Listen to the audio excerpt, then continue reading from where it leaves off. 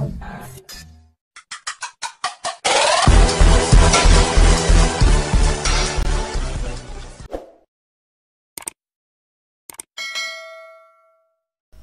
sahabat Kampung Ilmu, apa kabar kalian hari ini? Semoga kalian sehat selalu dan masih tetap semangat dalam belajar. Oke, hari ini kita akan lanjutkan pembelajaran kita tentang notasi sigma. Kali ini kita akan fokus kepada sifat-sifat notasi sigma. Sifat yang pertama itu aturan suku konstan. Ini terdapat dua bagian ya, dua sub bagian. Yang pertama yaitu untuk sigma I sama dengan 1 sampai N untuk suatu konstan K. Ini dapat kita tuliskan sebagai bentuk K ditambah K ditambah K ditambah K sampai dengan N suku ya, sebanyak N suku. N suku atau ada sebanyak NK gitu ya.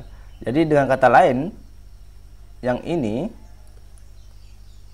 dapat kita tuliskan ke dalam bentuk I sama dengan 1 sampai N untuk K itu adalah N dikali K. Ini yang pertama. Kemudian yang kedua yaitu apabila I-nya itu tidak sama dengan 1. Kita misalkan saja I-nya itu adalah dimulai dari M sampai N untuk suatu konstanta K, maka ini dapat kita tuliskan K ditambah K sampai dengan seterusnya, yaitu ditambah K ini sebanyak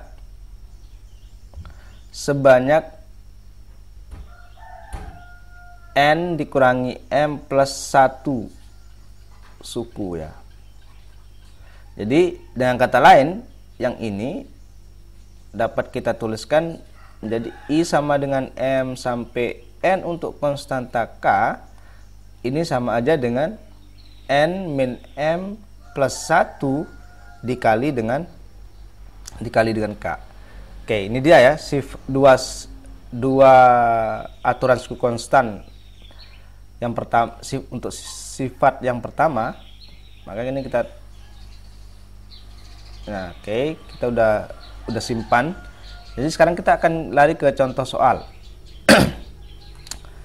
Yang pertama, untuk contoh soal yang pertama, misalkan saya punya I sama dengan 1 sampai N, untuk K-nya itu adalah 10.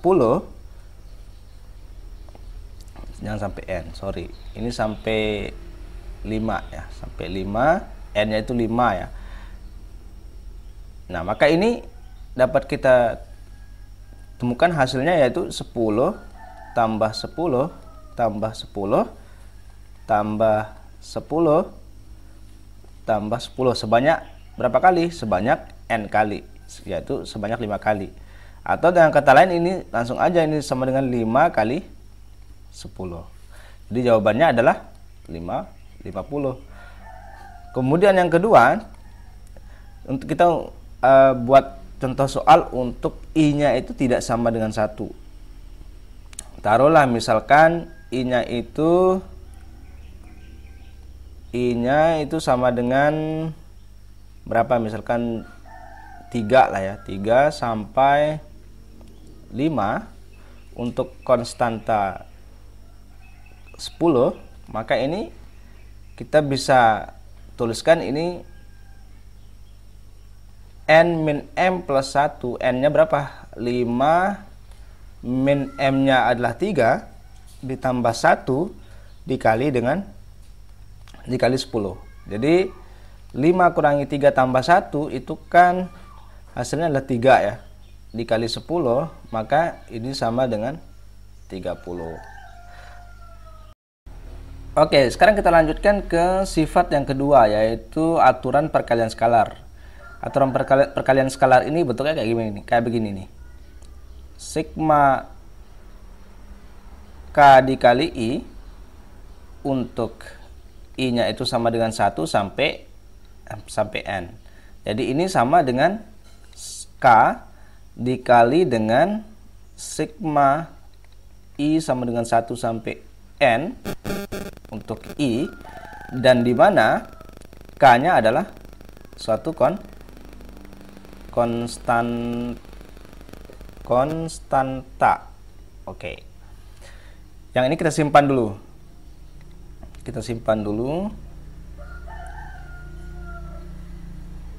Oke. Sekarang kita lanjut ke contoh soal. Misalkan saya punya contoh soalnya kayak begini. Sigma 2 dikali I untuk I-nya itu sama dengan 1 sampai 6. Ini kira-kira berapa nilainya? Jadi yang ini dapat kita selesaikan dengan cara 2 I-nya itu kan dimulai dari 1 sampai 6 ya. Berarti 2 kali 1 ditambah 2 kali 2 ditambah 2 dikali 3 ditambah 2 kali 4 ditambah 2 kali 5 ditambah 2 kali 6. Iya kan? Kemudian karena setiap suku ini itu mengandung 2, maka 2-nya kita bisa keluarin nih. 2 dikali 1 tambah 2 tambah 3 tambah 4 tambah 5 dan ditambah 6. Oke. Sekarang perhatikan, 1 tambah 2 tambah 3 tambah 4 sampai 6 ini kan merupakan sigma dari I sama dengan 1 sampai 6 untuk I, iya kan? Kemudian sehingga yang ini nih, sigma 2I untuk I sama dengan 1 sampai 6 ini, dengan kata lain ini bisa kita tuliskan 2I di mana I sama dengan 1 sampai 6, ini bisa kita tuliskan ke dalam bentuk 2 dikali sigma yang ini. Sigma ini kan ini nih. Berapa jumlahnya?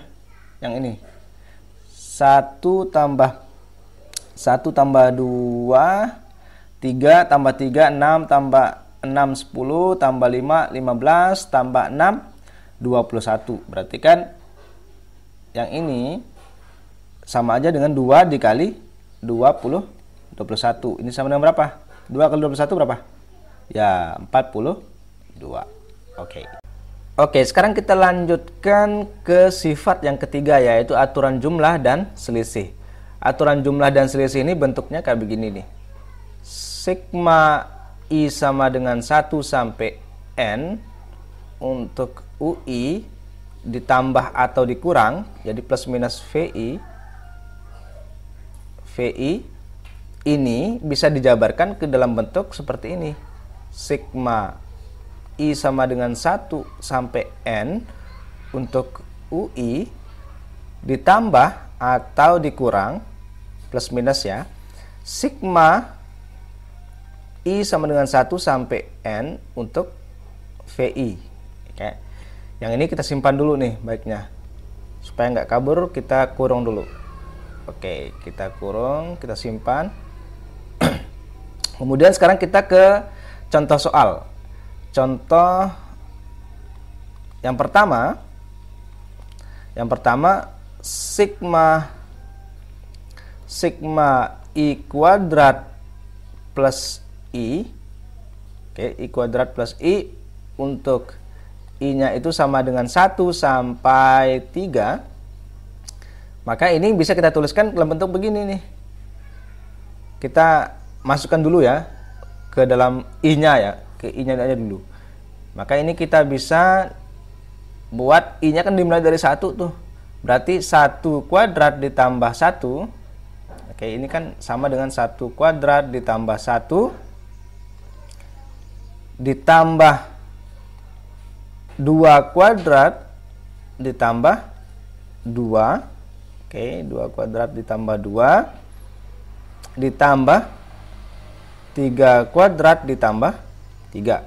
Oke, sekarang yang ini Ini kita bisa keluarkan 1 kuadrat ditambah 2 kuadrat ditambah 3 kuadrat ditambah 1 ditambah 2 ditambah 3. Oke. Sehingga kalau kita perhatikan yang ini kan sama dengan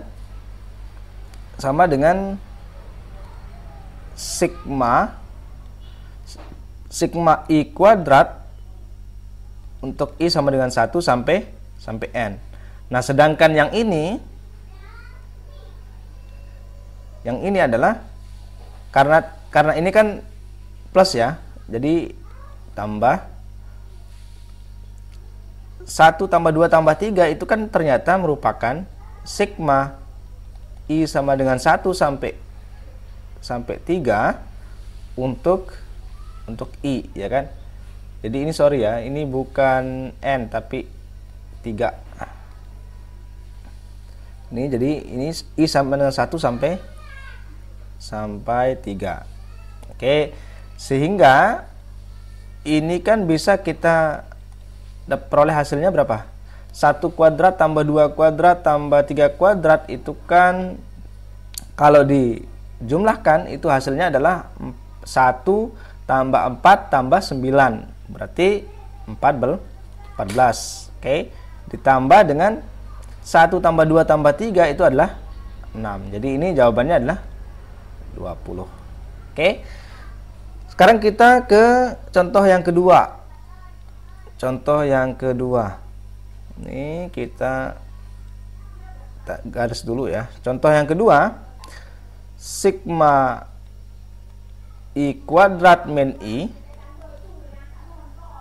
di mana I-nya itu sama dengan 1 sampai 3. Ini bisa kita tuliskan ke dalam bentuk I kuadrat kan dimulai dari 1 nih. Berarti 1 kuadrat dikurangi 1 ditambah 2 kuadrat dikurangi 2 ditambah dengan 3 kuadrat dikurangi 3. Sehingga ini bisa kita kelompokkan nih, yang kuadrat dengan yang kuadrat, yaitu 1 kuadrat ditambah 2 kuadrat ditambah dengan 3 kuadrat.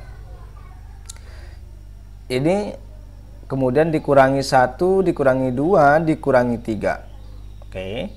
Sehingga kalau ini kita pisahkan, ini kita kelompokkan yang I kuadrat dengan yang bukan.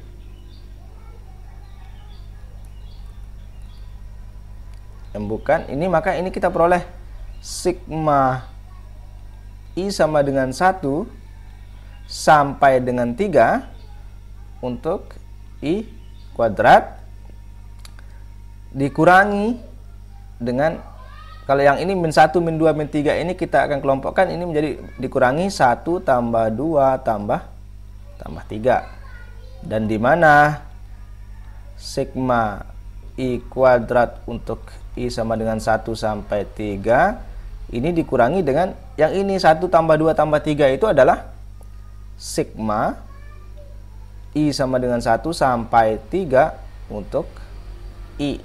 Maka ini kita bisa peroleh nih hasilnya. Jadi hasilnya berapa?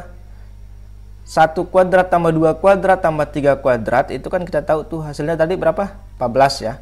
Dikurangi dengan 1 tambah 2 tambah 3 itu hasilnya adalah 6. 14 kurangi 6 itu sama dengan 8.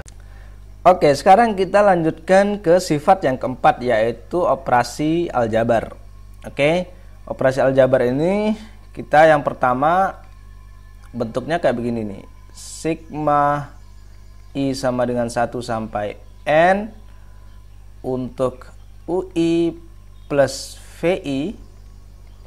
Kalau ini dikuadratkan, maka ini dapat dijabarkan ke dalam bentuk sigma I sama dengan 1 sampai N untuk UI kuadrat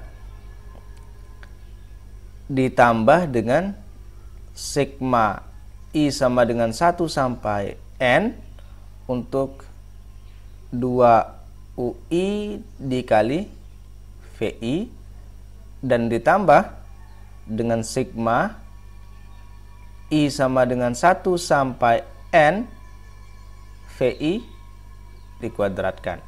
Oke, yang kedua sigma I sama dengan 1 sampai N untuk UI min VI dikuadratin.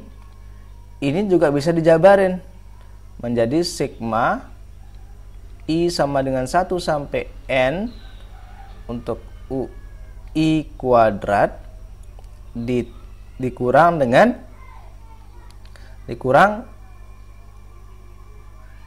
sigma I sama dengan 1 sampai N untuk 2 UI dikali VI. Kemudian ditambah sigma I sama dengan 1 sampai N untuk VI kuadrat. Oke, sebetulnya yang ini cara memfaktorkan begini ini sebenarnya sama aja kayak aljabar biasa ya. Misalkan begini nih. Misalkan kita punya A plus B kuadrat, A plus B dikuadratin, ini kan sama aja dengan A kuadrat plus B plus 2AB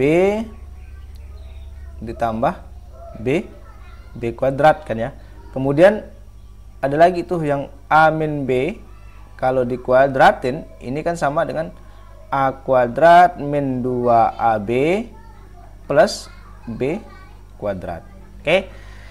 Dari aturan aljabar begini, yang ini, sehingga kita bisa peroleh nih sigma yang kayak tadi nih. Kemudian sekarang kita ke contoh soal. Kita ke contoh. Kalau misalkan saya punya sigma I sama dengan 1 sampai 3 untuk 2I plus 1, 2I plus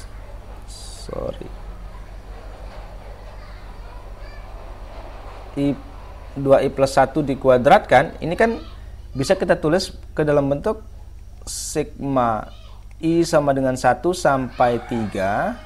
2I kalau dikuadratin itu menjadi 4I kuadrat, ya kan? Kemudian ditambah sigma I sama dengan 1 sampai 3. 2I plus 1 kalau dikuadratkan itu menjadi 2 dikali 2I, itu 4I dikali 1. Itu kan menjadi tetap ya 4I. Menjadi ini 4I ditambah dengan 1 kuadrat kan 1 ya. Jadi ini sigma I sama dengan 1 sampai 3 untuk ini sama dengan 1. Kemudian ini bisa kita jawab nih, 4I kuadrat, 4-nya bisa kita keluarin dikali I kuadrat. I kuadrat itu dari 1 sampai 3, berarti ini 1 kuadrat ditambah 2 kuadrat ditambah 3 kuadrat. Ini kita keluarin ini menurut sifat yang pertama tadi ya. Sifat yang kedua kalau nggak salah. Oke, kita lanjutkan. Sekarang ditambah dengan 4I, sigma 4I dari I sama dengan 1 sampai 3. Berarti 4-nya juga kita keluarin, jadi 4. I-nya itu mulai dari 1 sampai 3, berarti 1 tambah 2 tambah 3. Oke. Kemudian ini sifat konstanta yang dimana I-nya itu sama dengan 1 sampai 3. Maka ini ya udah, ini kita kalikan dengan 3 kali 1 gitu ya. Hasilnya 3 kali 1. Sesuai sifat yang pertama tadi. Oke. Ini kemudian bisa kita peroleh 4 dikali 1 kuadrat tambah 2 kuadrat tambah 3 kuadrat itu kan sama dengan 14. Oke. Ditambah dengan 4 dikali dengan 6 ditambah 3 kali 1 ya 3. Oke. Kemudian 4 kali 14 berapa? Oke, jadi 56 ditambah 4 kali 6 24 tambah 3. Jadi ini hasilnya adalah 83. Oke. Baik, itu dia 4 sifat notasi sigma yang bisa kita pelajari hari ini. Untuk video selanjutnya kita akan membahas sisa daripada sifat-sifat notasi sigma, yaitu sekitar 3 sifat lagi ya. Oke, jangan lupa tetap semangat dalam belajar. Terima kasih sekali lagi dan salam matematika.